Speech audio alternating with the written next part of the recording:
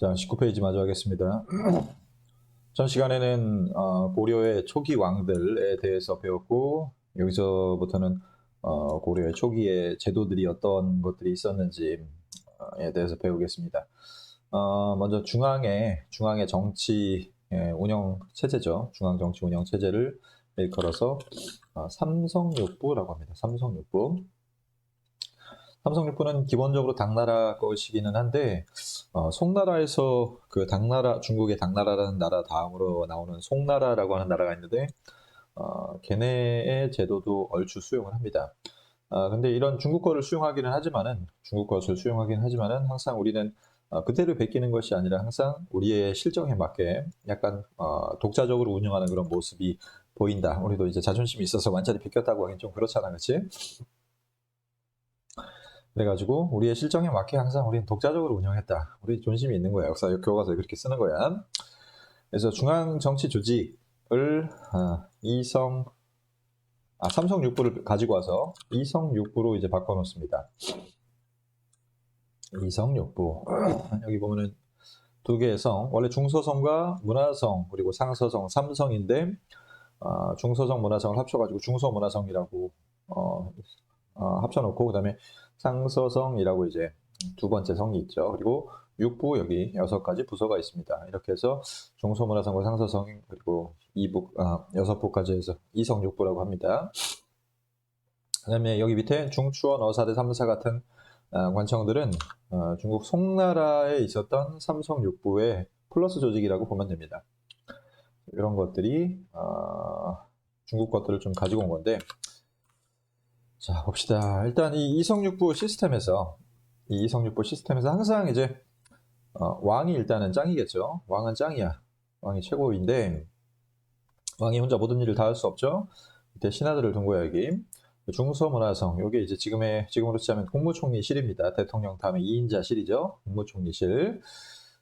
여기에는 좀 높은 관리인 제신이라고 하는 애들이 여러 명 있었고, 그다음에 낭사라고 불리는 관리들이 여러 명 있었습니다.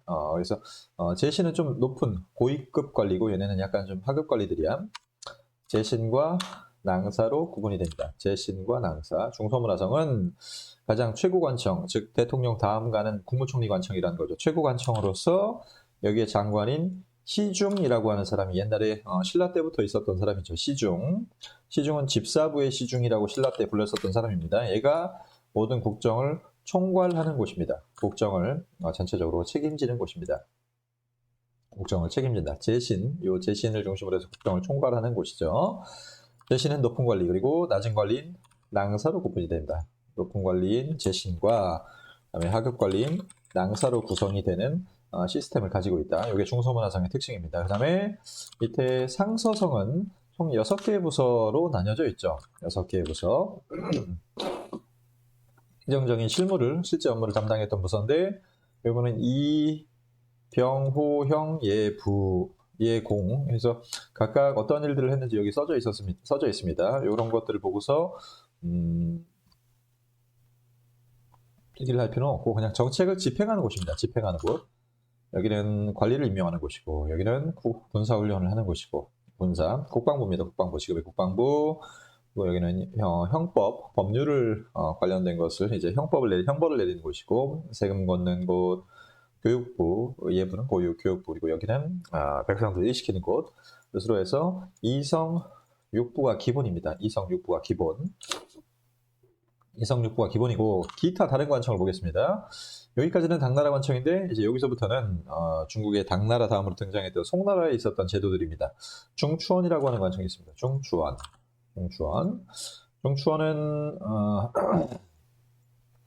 왕의 명령을 직접 적어서 신하들한테 알려주는 왕명출납의 기능을 담당을 합니다. 왕명출납의 기능. 왕의 비서와 같은 역할을 하기도 했었고, 그 다음에 왕 옆에 항상 따라다니면서 왕명을 밖으로 알려주다 보니까는 군사적인 기밀 사항 같은 것들도 얘들이 담당을 했었습니다. 중추원은 여기 추밀과 승선이라는 관리로 구분이 되는데, 추밀은 한 명이 아니라 여러 명이야. 승선도 여러 명이고, 여기 보면은 제신과 낭사도 여러 명입니다.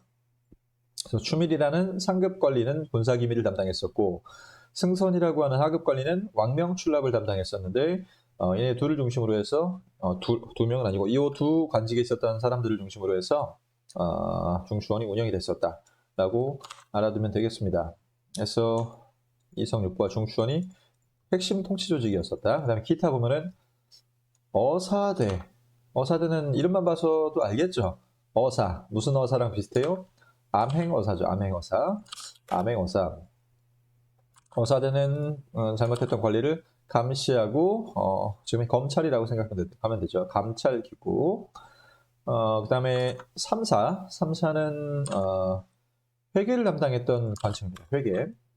돈세는 관청. 돈세는 관청. 3사. 그냥 이런 게 있다 정도만 알아두면 됩니다. 회계 그리고 재정을 담당했던 곳입니다.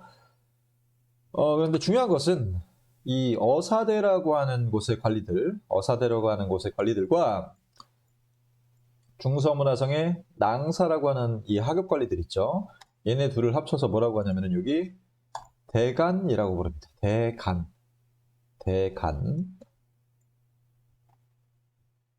굉장히 중요합니다. 이거 대간. 이쪽 페이지에서 제일 중요한 내용입니다. 대간. 자, 여기 보면 어사대의 관리들과 중서문화성의 낭사들을 합쳐서 어사대와 중서문화성의 낭사를 합쳐서 대간이라고 부른다. 얘네들 대간들이 하는 일은 간쟁, 봉박, 서경권이라고 하는 것들인데 간쟁은 뭐 하는 거냐면은 간쟁은 왕의 잘못을 의논하는 겁니다. 전하 지금 백성들이 뭐 경제가 안 좋은데 지금 뭐 술 마시고 놀 때입니까 하면서 이렇게 잔소리하는 애들이야. 간이라는 것은 요 대간할 때 간이라고 하는 것, 간이라고 하는 것은 갈구는 거야. 왕한테 이제 잔소리하는 것을 간이라고 합니다. 간하다. 한자입니다. 한자. 그래서 나중에 다시 나올 거기 때문에 좀 중요하게 알려주는 겁니다. 대간할 때 간은 왕을 갈구는 거야. 옛날에 왕이라고 해도 여기 지금 왕관이 있지만은 지 맘대로 하는 건 아니야. 지 맘대로 하면은 그건 완전 또라이 짓이죠. 관리들이 어느 정도 통제를 썼었는데 그 중에 제일 대표적인 게 대간들의 통제를 받았다는 거죠. 왕이 잘못하면 갈고요. 간쟁을 해요. 봉박.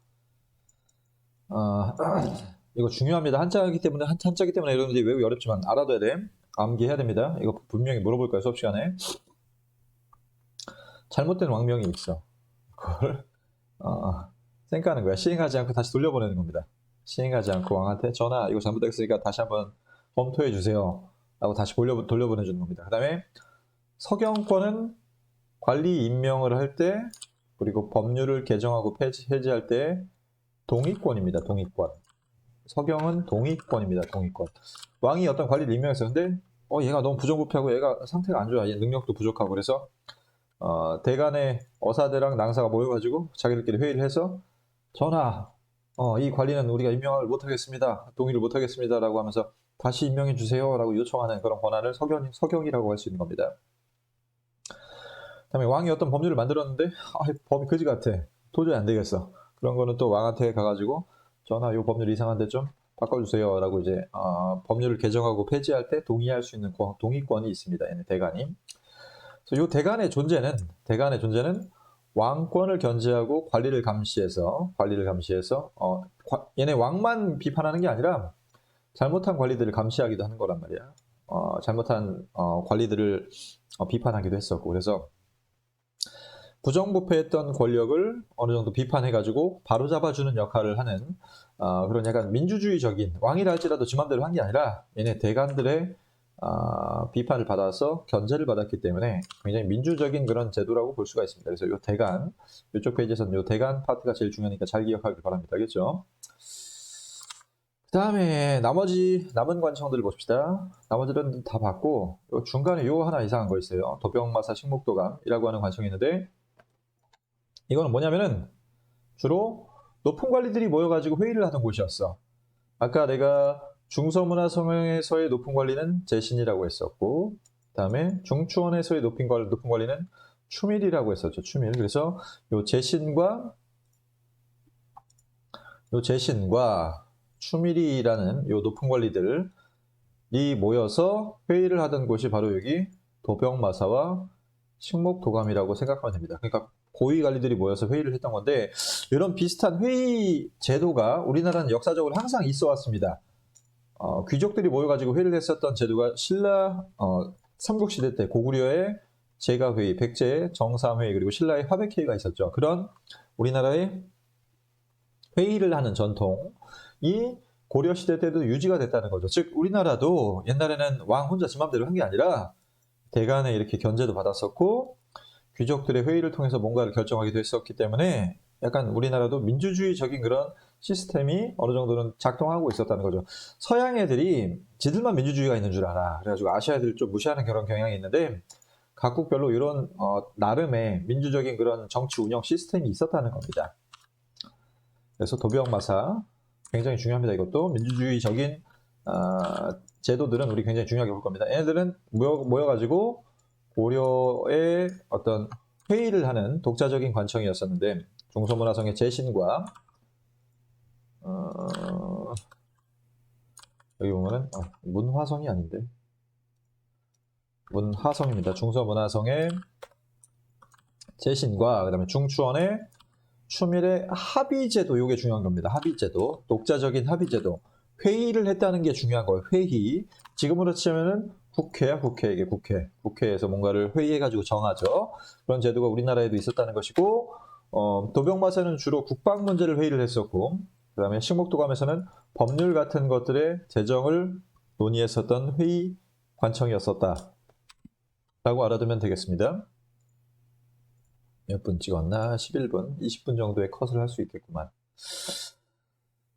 여기까지가 지금은 뭐 청와대 같은 그런 조직의 모습이라고 보면 되고, 지방에 대해서 보겠습니다. 지방. 자, 보면은 이제 여러분들은 좀 익숙한 지명들이 나오죠. 도라는 게 나옵니다. 도. 지금 보면은 총 몇 도가 있어요, 여기. 하나, 둘, 셋, 넷, 5개가 있죠. 5개. 총 그래서 이거를 5도라고 합니다. 5도. 고려의 지방행정제도를 일단 5도.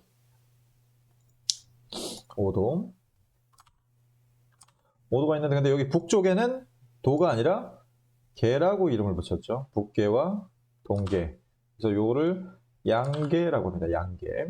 그래서 5도 양계가 기본적인 시스템이고 이 5도 안에 그리고 양계 안에는 각각 어떤 또 그런 행정 지명들이 있었는지를 자세하게 좀 살펴보겠습니다. 먼저 5도는 일반적인 행정구역입니다. 그냥 일반 행정구역. 그냥 일반 지명이야, 일반 지명. 근데 여기 보면 양계는 북쪽에 있죠, 북쪽에. 여기 다른 나라와 국경이 맞닿아 있는 북쪽 지방에 있죠, 북쪽 지방. 여기는 약간 좀 일반적인 지역이 아니라 군사적인 지역입니다. 군사적인 지역. 군사적인 지역을 양계로 설정해 놓은 겁니다. 여기는 그래서 주로 일반 구역에는 정치인들이 파견돼요. 정치인들이. 여기는 정치인들이 여기를 맡아서 여기 정치인들이 이쪽에 일을 맡아서 했었는데 여기 위에 북계랑 동계의 일은 주로 병마사라는 군인이 파견됩니다. 군인. 병마사라는 군인이 파견됩니다. 아까 여기 5도에는 일반 정치인인 안찰사라는 사람, 지금의 도지사급 정치인들입니다. 도지사급의 정치인들인데 양계는 여기는 정치인들을 파견할 수가 없어. 전쟁 나면 싸워야 되니까는 다 군인들인 병마사를 파견한다. 양계부터 좀 더 마무리하겠습니다. 그리고 여기 국방상의 요충지에는 진이라고 하는 군사 행정구역을 설치합니다. 진이라고 하는 군사 행정구역을 설치를 하고서 이 지역은 이제 수령이라고 하는 관리들이 행정적인 업무만이 아니라 군사적인 업무까지 같이 담당을 합니다. 수령은 정치인들인데 여기 파견되는 사토들인데 이 지방관들입니다. 지방관들이 행정, 군사적인 업무를 담당한다. 5도에도 이제 각 도 아래 주나 군이나 현이 있었어요. 여기다가 수령을 파견했었습니다. 수령. 주와 군과 현. 이게 고려의 행정 시스템인데 주가 있는 곳도 있고 현이 있는 곳도 있습니다. 주가 있는 곳도 있고 현이 있는 곳도 있습니다. 여기에는 지방 관리를 파견했었습니다. 수령이라고 하는 지방 관리를 파견했었습니다. 근데 요걸 너무 많으니까 다 파견하지는 못했었어요. 너무 많으니까 다 파견하지 못해서 여기 보면은 지방관이 파견됐던 주, 군, 현을 뭐라고 하냐면은 주가 되는 현인 주현이라고 합니다. 주현. 주현이 있었는데 요 주현에는 지방관을 파견하는데 고려가 처음에 나라를 설립했을 때는 전국에다가 다 지방관을 파견하지 못했습니다. 그래서 지방관을 파견하지 않았던 속현이 훨씬 더 많습니다. 속현. 여기 보면은 속현이라고 하는 곳이 보이죠? 속현이 지방관이 파견되지 않았던, 왕이 임명한 지방관리가 파견되지 않은 곳입니다. 이런 속현이 훨씬 더 많아가지고 주현을 중심으로 한 요 주변 지방은 왕의 말을 잘 듣는데 속현에 있는 애들은 아직까지 호족들이 좀 날뛰고 있는 그런 상황이기 때문에 왕 말을 잘 안 들어요. 왕 말을 잘 안 듣습니다. 그래서 주현이 뭐라고 해야지 그냥 마지못해 하는 그런 지역이라고 생각하면 됩니다. 그리고 속현의 주변 지역에는 향, 부곡, 소라고 하는 약간 특수한 행정구역이 있습니다. 여기는 좀 못 사는 애들이 사는 그런 지역인데 요거는 나중에 좀 더 향부곡소가 향부곡은 주로 농산물을 국가에다 갖다 바치는 약간 그런 일을 했었던 곳이고 소는 공업 생산품을 만들어 가지고 국가에다 갖다 바치는 곳이었었는데 주로 약간 못 사는 애들이나 아니면 왕한테 뭐 찍혀가지고 여기 이제 갇혀가지고 이제 생산만 하는 애들이 모여서 살던 좀 약간 낙후된 곳이라고 생각하면 됩니다. 고려시대에서. 자, 그래서 고려시대의 지방 시스템은 주현이 있긴 있었는데 이거는 많지 않다. 지방관이 파견되는 곳은 많지 않고 오히려 지방관이 파견되지 않는 곳이 훨씬 더 많았었고 그다음에 특수한 행정구역인 향부곡소가 있었다 정도를 알아두면 됩니다. 이걸 여러분들이 좀 명확하게 이해하기 위해서는 요거 하나만 좀 봅시다. 고려시대에 예를 들어서 한 지역이 있고 한 지역 안에는 도가 있죠. 도 안에는 주 혹은 군 혹은 현이 있는데 그 주군 현 안에는 엄청나게 많은 속현이 훨씬 더 많은 거예요. 속현이 훨씬 더 많고 주현은 몇 개 없는 거예요. 그러니까 주현은 좀 적고 속현이 훨씬 더 많고 이런 식으로 해서 지방행정 제도가 이루어졌었다라고 생각하면 됩니다. 그 다음에 20분 컷 가능합니다. 교육제도를 보겠습니다. 여기 자료가 하나 나오는데 속현이 훨씬 더 많죠. 속현 혹은 속군이 더 많고 주군과 주현은 양이 별로 없습니다. 그 다음에 지는 군사적인 지역이라고 했었죠. 넘어가서 교육제도와 관리선발제도를 봅시다. 교육기관에 감작국이 있다고 했었죠. 감작국이 있고 이거는 수도에서 유교를 가르치거나 주로 이제 유교 중심의 학교이긴 하는데 기술교육까지 같이 시키는 학교였었습니다. 그 다음에 지방에는 향교라고 하는 게 있었죠. 이거 다 성종 때 만들어지는 학교라고 저번 시간에 배운 적이 있었습니다. 지방에서 향촌 학교인 하향교가 여기저기 만들어졌었다. 국자관과 향교. 그래서 유교를 가르치는 부서가 있었고 그다음 기술을 가르치는 부서가 있었는데 주로 기술은 유교가 아닌 기술은 뭘 얘기하냐면은 법률이나 산수, 수학자들 이런 것들을 가르치는 그런 과목들이 있었다. 관리선발제도에는 과거제도가 있었고 과거는 실력으로 관리가 되는 거죠. 실력으로 시험 치러가지고 관리가 되는 겁니다. 보면은 여기 과거에는 크게 세 종류가 있었습니다. 문과라고 해서 유교 시험을 치르는 제도입니다. 이건 유교. 문과는 유교를 가지고서 시험을 치르는 거. 이게 이제 일반적인 여러분들이 알고 있는 과거입니다. 유교적인 소양을 보고서 관리를 뽑는 거죠. 그리고 잡과라는 게 있었습니다. 이거는 기술관을 뽑는 제도죠. 잡과, 기술관을 뽑고 고려시대는 나중에 문화파트에 나오겠지만은 국가 종교가 불교이기 때문에 승려들을 뽑는 스님들의 과거심인 승과가 있었습니다. 승과가 있었다. 이렇게 해서 법제적으로는 양인 이상, 그러니까 천민이 아니면 다 응시가 가능했었고 했었지만 합격은 주로 이제 귀족 자제들이 많이 했었다. 근데 고려 시대는 과거가 아니라 관리가 될 수 있는 또 다른 방법이 음서라고 하는 제도가 있습니다.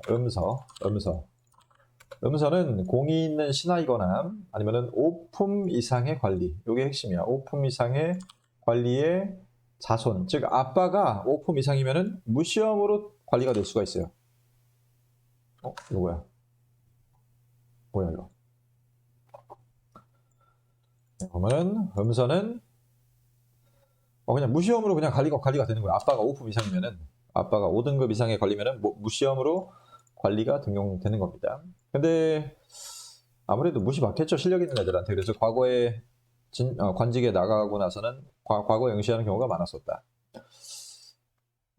그래서 과거로 제도라는 게 생김으로써 일단은 능력을 훨씬 더 중요시하는 그런 분위기가 고려에 정착이 됐다는 거죠. 신라의 굴품제도는 신라의 굴품제보다도 훨씬 더 약간 좀 실력을 중요시하는, 능력을 중요시하는 그런 사회로 성장하고 있다라는 것을 보여줍니다.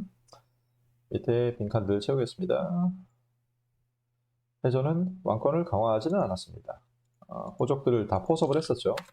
요거는 광종에 대한 얘기입니다. 광종. 호족을 약화시키고 왕권을 강화하고 광종. 그다음에 고려는 건국 초부터 모든 군현에 수령이 파견되지 못해서 아까 수령이 파견되지 않은 속현이 훨씬 더 많았다라고 했었습니다. 국자감에서는 기술교육도 실시했고, 그 다음에 최승로가 고려 초기 유교 정치를 강조했었죠. 그 다음에 어사대라고 하는 낭사와 대간으로 구성된 왕권 견제 기관이 있었다.